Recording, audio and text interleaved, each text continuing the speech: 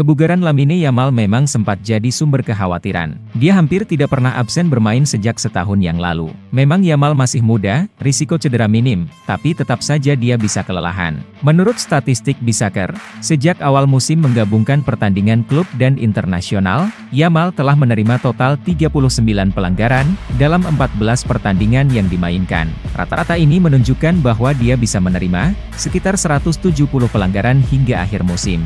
Jumlah 39 pelanggaran yang diterimanya jauh melampaui pemain seperti Bruno Guimaraes yang mendapat 31 pelanggaran atau Vinicius. Setelah nominasi peraih Ballon d'Or 2024 diumumkan, banyak yang penasaran siapa pemain terbaik yang bakal mendapat penghargaan tersebut. Setiap orang tentu punya pendapatnya masing-masing, begitu pula dengan Lionel Messi. Striker Inter Miami itu menyebut bahwa Lautaro Martinez adalah sosok yang paling cocok untuk meraih Ballon d'Or. Lautaro menjalani tahun yang spektakuler. Dia mencetak gol di final Copa America dan menjadi pencetak gol terbanyak di Liga, kata Lionel Messi. Dari Serie A hingga Copa America, tidak adil jika tidak mengakuinya sebagai yang terbaik di dunia. Lautaro pantas mendapat Ballon d'Or tahun ini dibandingkan pemain lain, tandas Lionel Messi.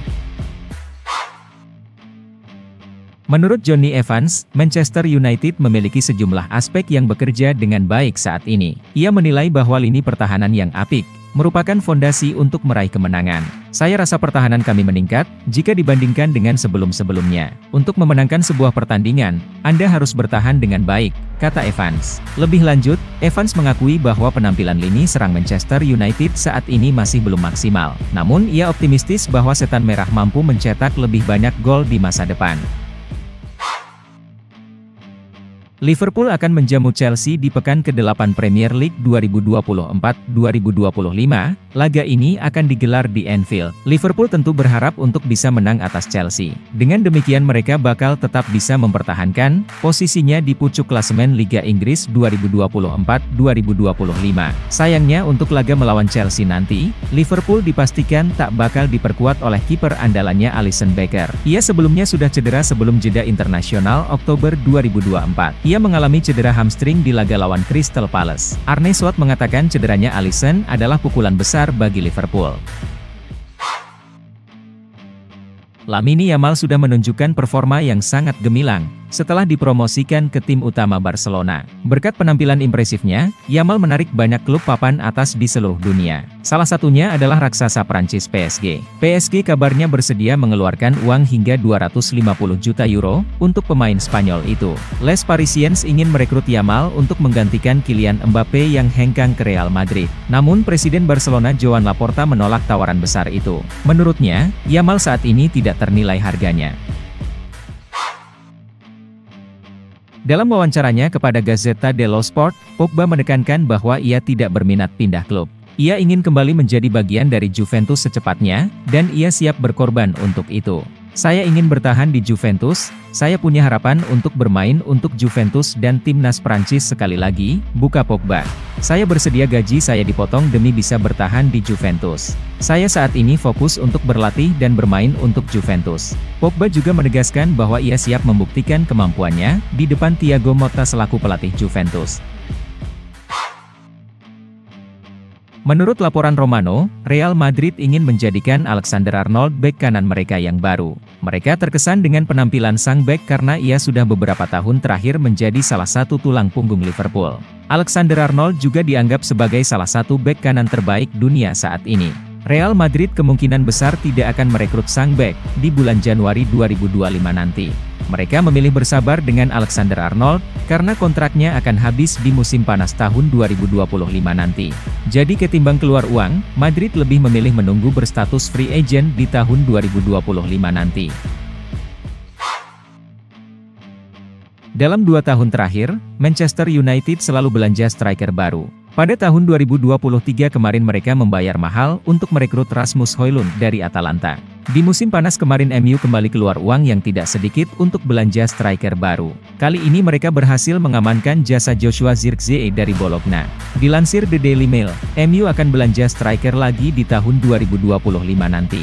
Kali ini mereka mengincar bomber RB Leipzig, Benjamin Sesko. Cole Palmer bergabung dengan Chelsea di musim 2023-2024 dari Manchester City. Dalam waktu yang singkat, sang pemain bertransformasi menjadi pemain kunci Chelsea. Ia tidak hanya produktif mencetak gol dan ia juga rajin mencetak assist. Tak ayal ia dinobatkan sebagai pemain muda terbaik Premier League di musim lalu. Paul Winstanley meyakini bahwa Palmer bakal menjadi pemain yang lebih baik di masa depan. Ia yakin bahwa Palmer memenangkan Ballon d'Or itu merupakan sebuah keniscayaan. Sejak musim panas kemarin, Barcelona memang lagi getol berburu striker baru. Mereka mulai mempersiapkan pengganti jangka panjang Robert Lewandowski di lini serang mereka. Di musim panas kemarin, Barcelona gagal mendapatkan penyerang baru. Mereka berencana untuk berburu striker baru di tahun 2025 nanti. Dilansir The Sun, Barcelona dikabarkan melirik ke Liverpool dalam perburuan striker baru mereka. Las Azulgrana dilaporkan berminat untuk merekrut Darwin Núñez untuk lini serang mereka. Real Madrid mulai bergerak untuk mendekati sejumlah pemain incaran meski bursa transfer belum dibuka. Nama terbaru yang mereka incar adalah wonderkid Chelsea, Josh Acheampong. Pemain berposisi sebagai bek sayap itu diproyeksikan untuk jadi pengganti Dani Carvajal di sektor bek sayap kanan. Menurut laporan The Independent, Josh Acheampong masuk dalam daftar pendek mereka. Laporan tersebut juga menyebut kalau El Real ternyata sudah mengamati sang pemain sejak lama.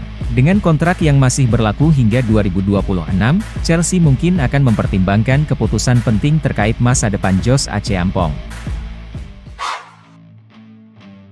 Frenkie de Jong sudah 3 tahun terakhir dikaitkan dengan Manchester United. Erik ten Hag selaku pelatih setan merah, sangat ingin memboyong mantan anak asuhnya di Ajax tersebut. Namun, sejauh ini usaha mereka terus menelan kegagalan. Meski begitu, MU dikabarkan tidak mau menyerah begitu saja untuk merekrut sang pemain. Dilansir Vichages, MU mendapatkan kabar baik terkait de Jong. Sang gelandang dikabarkan berpotensi besar, akan pindah ke MU pada tahun 2025 nanti.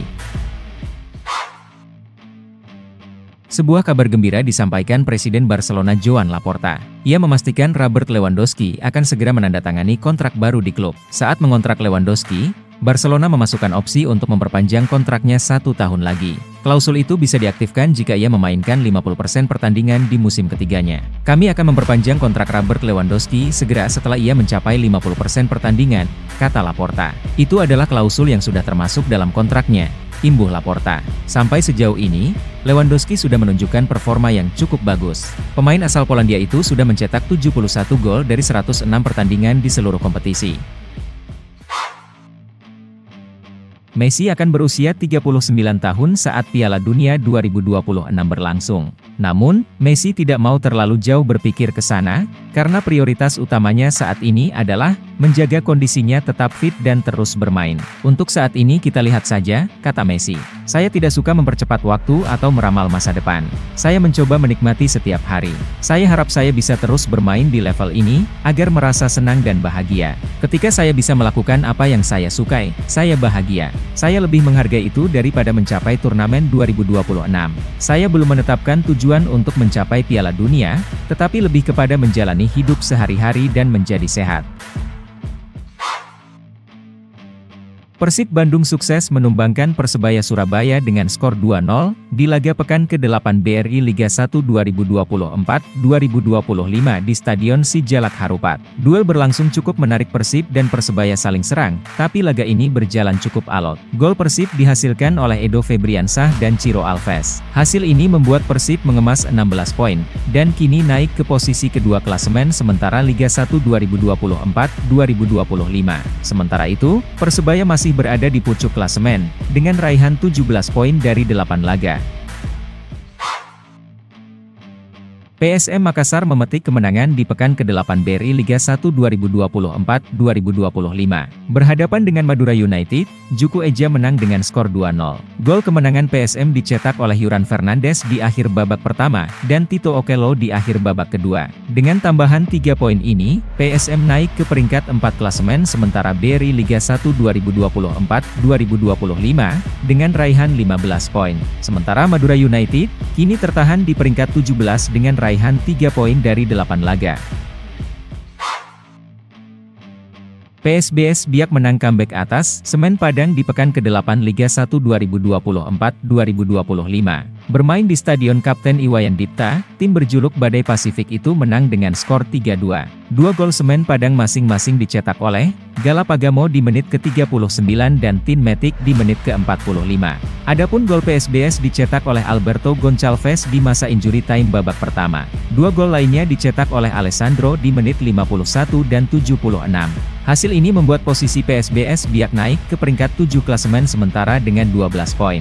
Sementara Semen Padang masuk ke zona degradasi, di peringkat 16 dengan baru mengemas 4 poin dari 8 laga. Borussia Dortmund harus bekerja ekstra untuk mengamankan kemenangan 2-1 atas tim tamu ST Pauli. Dalam duel lanjutan Bundesliga 2024-2025 di Signal Iduna Park, Dortmund berhasil unggul di laga ini berkat gol Rami Bensebaini dan Serhou Guirassy. Sementara ST Pauli memperkecil kedudukan berkat gol Eric Schmidt. Hasil ini mengerek posisi Dortmund ke 10 besar klasemen Liga Jerman setelah sebelumnya sempat terpuruk di papan bawah.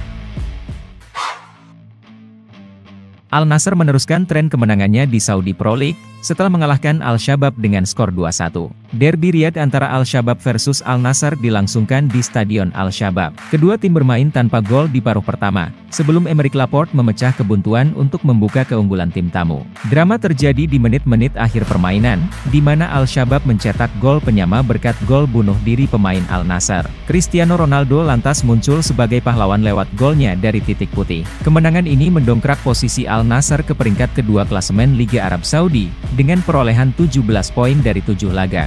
Sedangkan Al-Shabab tak bergeming di peringkat 4 dengan 12 poin.